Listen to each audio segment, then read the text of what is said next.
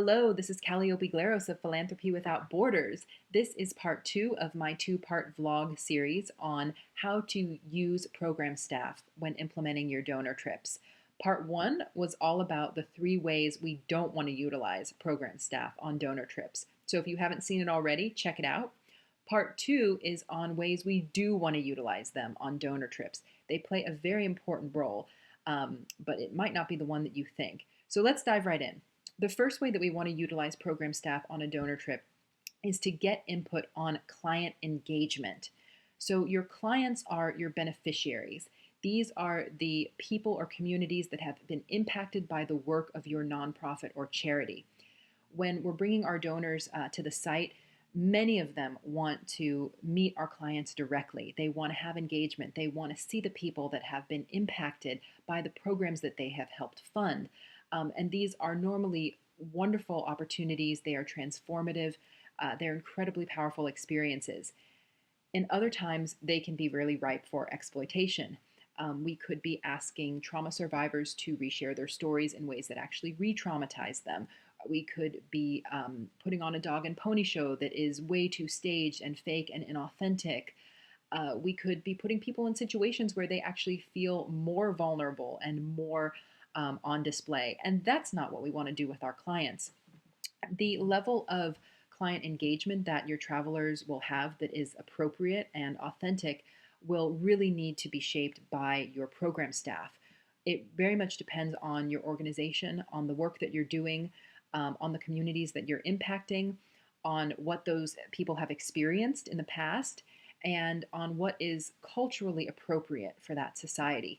These are all topics that you'll want to bring up with your program staff.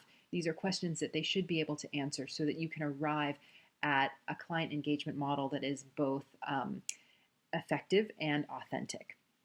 The next way that you want to utilize your program staff is, of course, in actual tours of the sites that they're visiting, of the mission-related work that they're doing.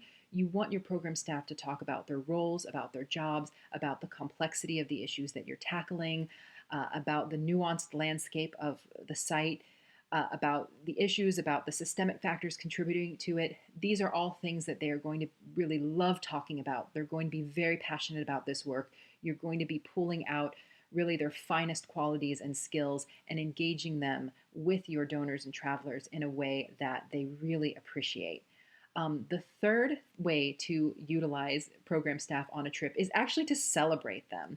And so instead of making them plan all of the logistics and figure out all of the restaurants and sites and attractions, why don't you invite them to some of these sites? And so when you're having a dinner with your donors in the evening after, a long day of touring various parts of the mission, invite your program staff to that dinner, not to host the dinner, not to give a speech or provide information on the food, but actually just to be diners, just to sit amongst your donors and enjoy the meal in good company. I think that these experiences really help both to honor our program staff and also to get them out of their role as program staff. Because when they're giving tours about your sites of impact and about the work, they're really in their professional role. And I think we want to get people to step outside of their roles in order to connect more deeply. If you're doing a one-day excursion, maybe to a natural site nearby or to a particular tourist attraction near the site, bring some of your program staff along. Don't make it required, but invite them. And if they have time, they should be able to attend as visitors and to experience the joy of some of these sites that they may get very little opportunity to go to themselves. And so use the donor trip as an opportunity to help build relationships between your donors and program staff, and also to celebrate the work that these people are doing in the field. That's all for now, and join us for next time where we'll have another topic on donor travel for you. Thank you.